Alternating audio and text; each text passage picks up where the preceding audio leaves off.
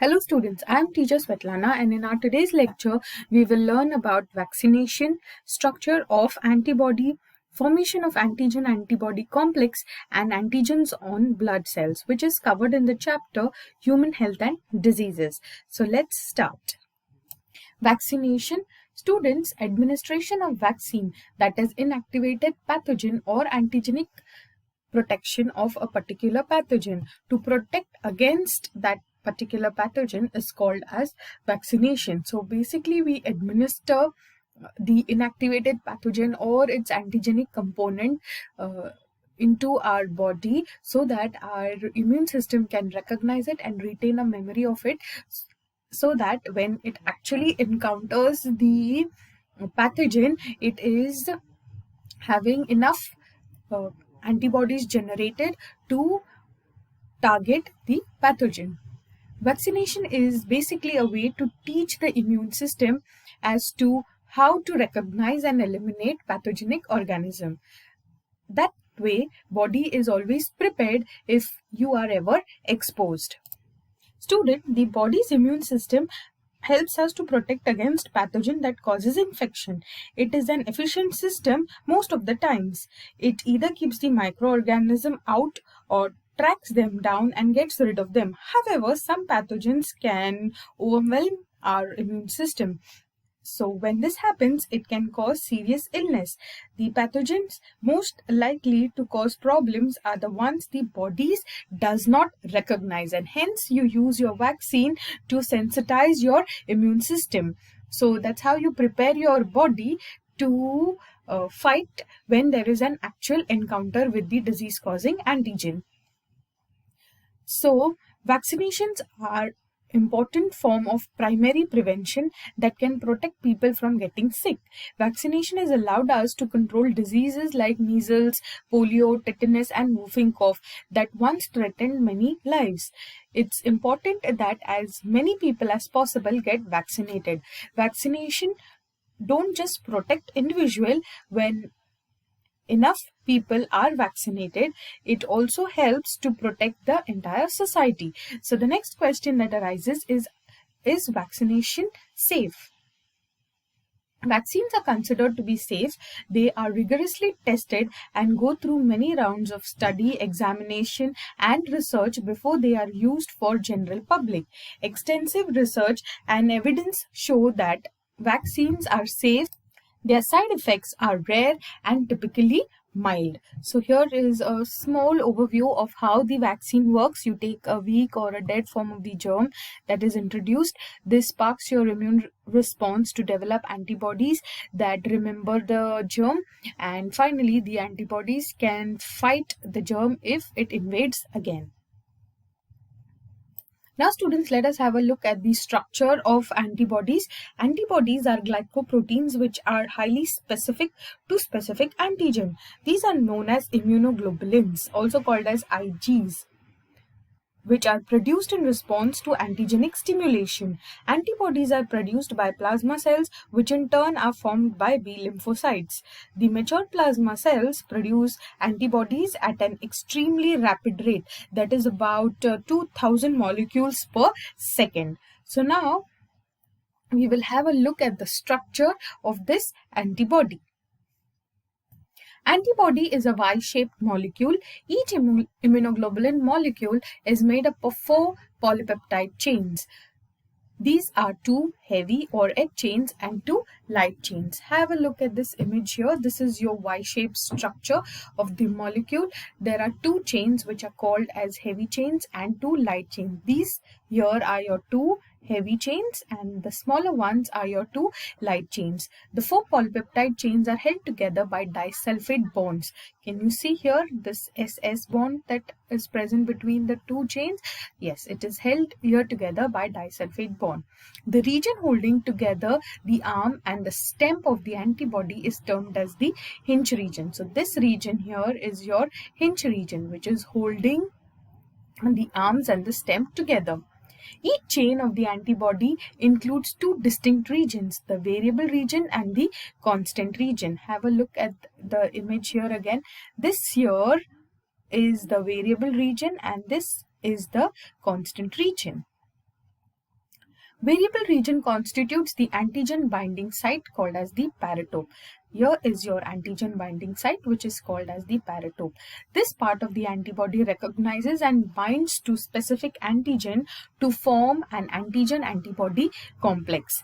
Since most antibodies carry two antigen binding sites, they are said to be bivalent. So if you see here, there is one antigen binding site here and there is one antigen binding site here. So there are two antigen binding site and hence they are called as bivalent. So the antigen binding site is present in the variable region of the antibody. Now students, will try and understand how the antigen-antibody complex formation takes place. Now study of antigen-antibody interaction is called as serology. Each antibody is specific for a particular antigen. Combining site of the antigen called as the antigenic determinant is also called as the epitope.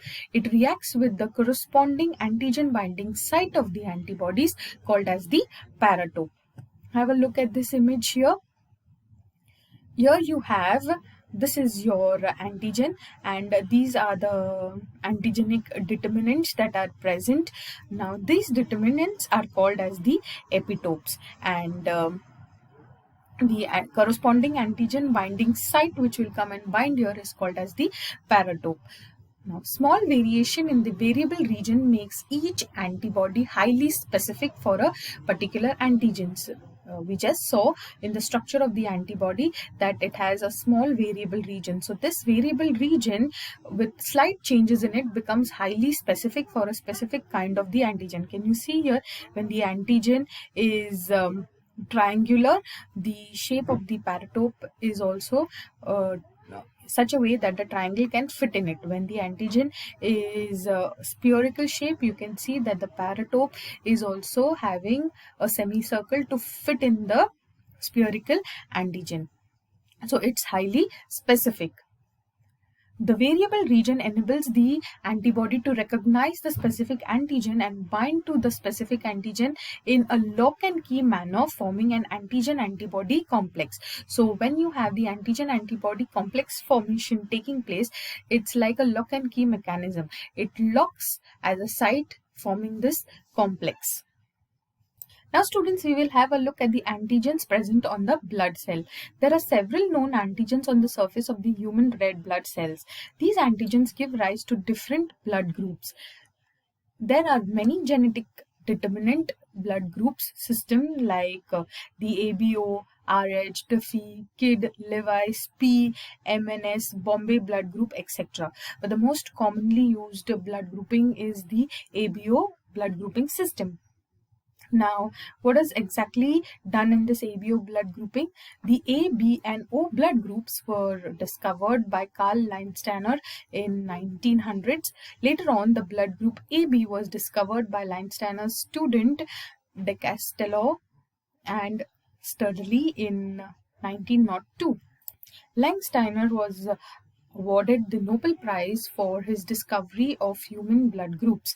Now, what did he find? He found two antigens or agglutinogens on the surface of the human red blood cell and named them as antigen A and antigen B. He also noted the corresponding antibodies or agglutinants in the serum called as A and B.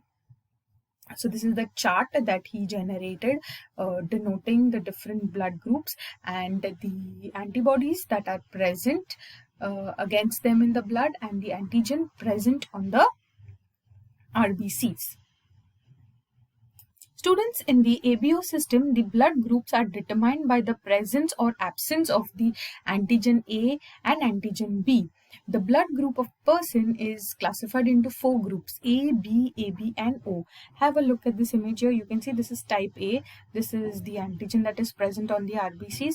Type B, this is the type of antigen that is present. And in type AB, both the antigens that are present on A and B individually are together present on the RBCs. And we have type O, where no antigen is present on the surface of the RBCs. So now you have these 4 blood groups: group A, B, AB and O. See, these types are put here. Now what are the antigens that are present on the blood group A? It is A antigen. On blood group B, it is B antigen, and blood group AB, it's both, so it is A and B antigen. Blood group O has no antigens and hence it's denoted as none. Now what are the antibodies that are present? Now blood group A will have antibodies for B, so there is anti-B that is present in the serum. In blood group B, there is anti-A that is present in the serum, and in blood group AB, there is no antibodies present against them in the serum because both the antigens are present, so there are no antibodies, no anti-A or B present in the blood. Now when you come to blood group O, since they do not have any antigens, they will have antibodies for both the antigen, that is both anti-B and anti-A is present in the serum. Students, this information is important while carrying out blood transfusion. That is, for example, if you introduce blood group B in a person having blood group A, it will have anti-B present and hence there will be an agglutination reaction which will lead to the clotting of blood, and hence these blood group antigens matching is very important at the time of blood transfusions. Students, we have another important antigen present on the RBCs, which is called as the Rh factor. Rh is the most complex of the blood grouping system. Rh factor is an antigenic protein present on the surface of the red blood cell in human beings. It was first discovered by Liensteiner and Weiner in 1940 on the surface of the RBCs of rhesus monkey. So it is called as Rh factor. Also, it is called as the D antigen. Person having Rh factor, that is D antigen, are called as Rh positive, and those lacking the D antigen are called as Rh negative. Now Rh, that is D antigen, induces a strong immunogenic response when introduced into an Rh negative individual. Rh blood group is an important factor in blood transfusion and is involved in hemolytic disease of the newborn, that is called as HDN, which is called as erythroblastosis fetalis, that is destruction of the erythrocytes, destruction of the blood cells of the fetus. Now when does this occur? It occurs when an Rh negative mother conceives an Rh positive fetus. Look at this image here. You can see this is the maternal circulation. Now here you have the maternal Rh negative red blood cells, and we have the fetus which is having Rh positive red blood cells. Now this enters the maternal circulation. The fetus is Rh positive and the mother is Rh negative, that is the fetus has the D antigen and mother does not have the D antigen on the red blood cells. Now we'll look at the maternal circulation. In the maternal circulation there is the Rh negative blood cells are there. So here an anti-Rh antibodies are going to be present in the maternal circulation. So now when the maternal circulation is happening, we have the anti-Rh antibodies which can cross the placenta, and if it crosses the placenta, it could give rise to agglutination of the fetal Rh positive red blood cells leading to HDN, that is the hemolytic disease of the newborn. So it could lead to the destruction of the fetal erythrocytes. This happens because of incompatibility between the maternal and the fetal blood group. Thank you students for participating in this lecture. See you soon again with the next topic. Till then, take care, be safe and keep learning.